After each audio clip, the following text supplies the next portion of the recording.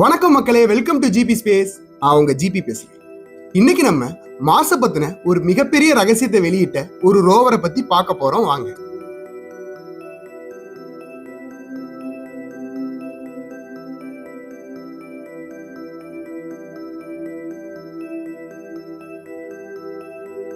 Mars rover அப்படின்னு சொன்னாலே நமக்கு நாசாவோட கியூரியாசிட்டி ரோவர் இல்லாட்டி பெர்சிவரன்ஸ் ரோவர் தான் ஞாபகத்துக்கு வரும்.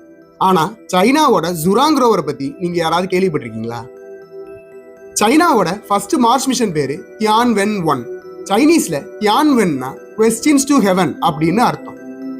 இது சாதாரண ஸ்பேஸ் மிஷன் கிடையாது. இது சைனா நடத்தி காட்டின ஒரு மிகப்பெரிய ஹிஸ்டாரிக் அச்சீவ்மெண்ட். ஜூலை 2020 இந்த தியான்வென்-1 மிஷனுக்காக லாங் மார்ச் 5 ராக்கெட் சைனால இருந்து லான்ச் பண்ணப்பட்டுச்சு. இது சுமார் 450 மில்லியன் கிலோமீட்டர் டிராவல் பண்ணி மார்ஸை ரீச் பண்ற ஜேர்னி. இந்த ஜேர்னில China engine failure, navigational error, space radiation பல ப்ராப்ளத்தை ஃபேஸ் பண்ணி பிப்ரவரி 2021 மார்ஸோட ஆர்பிட் கிட்ட நெருங்கிட்டாங்க. ஆனா மார்ஸோட ஆர்பிட்ல செட்டில் ஆகணும்னா 3000 நியூட்டன் த்ரஸ்டர் இன்ஜினை எக்ஸாக்ட் டைம்ல ஃபயர் பண்ணணும். ஒருவேளை ஒரு செகண்ட் லேட்டா ஃபயர் பண்ணா கூட மார்ஸோட கிராவிட்டியால இந்த ஸ்பேஸ் வெஹிக்கிள் இழுக்கப்பட்டு அழிஞ்சிடும். இவ்வளோ ரிஸ்க் எடுத்து தான் இந்த மிஷனை சைனா கம்ப்ளீட் பண்ணிச்சு. இதையே நான் ஒரு சாதாரண ஸ்பேஸ் மிஷன் இல்லை அப்படின்னு ஆரம்பத்தில் சொன்னேன்னா, சைனா மார்ஸுக்கு அனுப்பியிருக்க இந்த ஸ்பேஸ் வெஹிக்கிள்ல மார்ஸை ஆர்பிட்ல இருந்தே அப்சர்வ் பண்றதுக்கான ஆர்பிட்டர், மார்ஸ்ல லேண்ட் பண்றதுக்கான லேண்டர், மார்ஸ் சர்ஃபேஸை சுத்தி பார்க்கறதுக்கான ரோவர், இதை மூணையும் சேர்த்து வச்சுதான் அனுப்பியிருக்காங்க. இது வரைக்கும் எந்த கண்ட்ரியும் ஸ்பேஸ் மிஷன்ல ஃபர்ஸ்ட் அட்டம்ப்ட்லயே இந்த மாதிரி ட்ரை பண்ணது கிடையாது. ஆனா சைனா அதோட ஃபர்ஸ்ட் மிஷன்லயே இதை ட்ரை பண்ணது மட்டும் இல்லாம இதை சக்சஸ்ஃபுல்லா செஞ்சும் காட்டிடுச்சு. மார்ஸோட ஆர்பிட்டை ரீச் பண்ண சைனா அடுத்த 3 மாசத்துக்கு மார்ஸ்ல லேண்ட் ஆக போற அந்த லேண்டிங் ஏரியாவை ஸ்டடி பண்ணி மே 14, 2021 அன்னைக்கு அதோட லேண்டரை உத்தோப்பியா பிளானட்டியான்னு சொல்லப்படுற மார்ஸோட ஒரு பகுதியில சக்சஸ்ஃபுல்லா லேண்ட் பண்ணிருக்கு.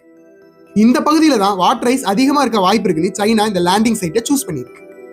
சரி, இப்போ நம்ம ஜுராங் ரோவரை பத்தி பார்ப்போம். ஜுராங்னா சைனீஸ் மித்தாலஜில ஃபயர் காட் அப்படின்னு அர்த்தம். எதுக்கு இந்த ரோவருக்கு ஜுராங்னு பேர் வச்சாங்கன்னா, சைனீஸ்ல மார்ஸ் பிளானட்டை ஃபயர் பிளானட் அப்படின்னு சொல்லுவாங்க. ஃபயர் பிளானட்ல சர்வே பண்றதுக்கு ஃபயர் காடை தவிர வேற யாரால முடியும்னு பொயட்டிக்கா இந்த பேர் வச்சதா சைனா இந்த மிஷனை ஸ்டார்ட் பண்ணும்போதே அனௌன்ஸ் பண்ணியிருந்தாங்க.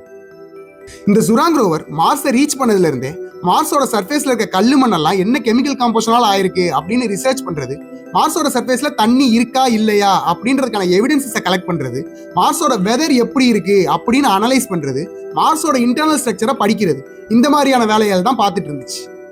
இந்த ஜுராங் ரோவர் மார்ஸை தரோவா ரிசர்ச் பண்ணுன்றதுக்காகவே ஒரு 6 பவர்ஃபுல் எக்யூப்மெண்ட்ஸை இந்த ரோவரை டிசைன் பண்ணும்போதே உள்ள இம்பில்ட்டா வச்சு கிரியேட் பண்ணியிருக்காங்க.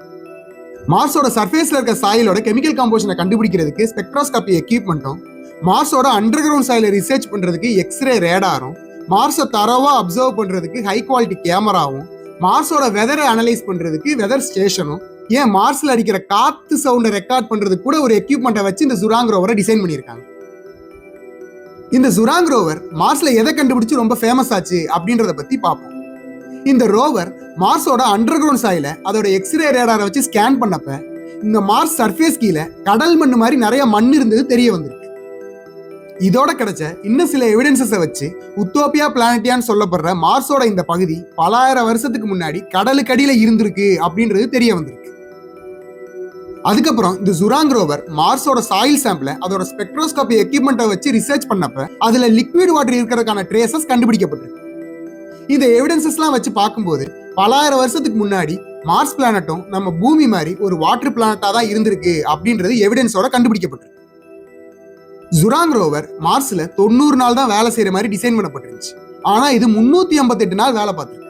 இன்னும் கூட வேலை பார்த்திருக்கும். ஆனா மார்ஸ்ல வின்டர் ஆரம்பிச்ச உடனே அதோட கூலிங்கை தாக்கு பிடிக்க முடியாம இது பவர் சேவிங் மோட்ல கொஞ்ச நாள் ஷட் டவுனா இருந்துச்சு.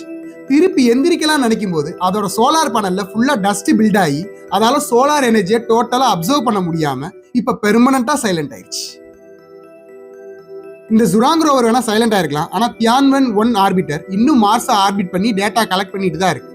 இந்த டேட்டாஸ் எல்லாம் வச்சு சைனா 2028 தியான்வென்-3 அப்படின்ற ஒரு சாம்பிள் ரிட்டர்னிங் மிஷனை கண்டக்ட் பண்ண போகுது. இது மூலியமா மார்ஸுக்கு போய் அங்கிருந்து சாயில் சாம்பிளை எடுத்துட்டு வந்து ரிசர்ச் பண்ண போறதா இருக்காங்க. அதுல ஏற்பட போற பிரச்சனையெல்லாம் நம்ம அந்த டைம்ல பேசிக்கலாம். சுமார் 1.25 மீட்டர் உயரமும் 280 கிலோ வெயிட்டும் இருக்கிற இந்த ஜுராங் ரோவர் மார்ஸை பத்தின பல ரகசியங்களை வெளிப்படுத்தி இருக்கு. இதனால சைனாவோட பேரு ஸ்பேஸ் ஃபீல்ட்ல வேற லெவலுக்கே போயிருச்சு.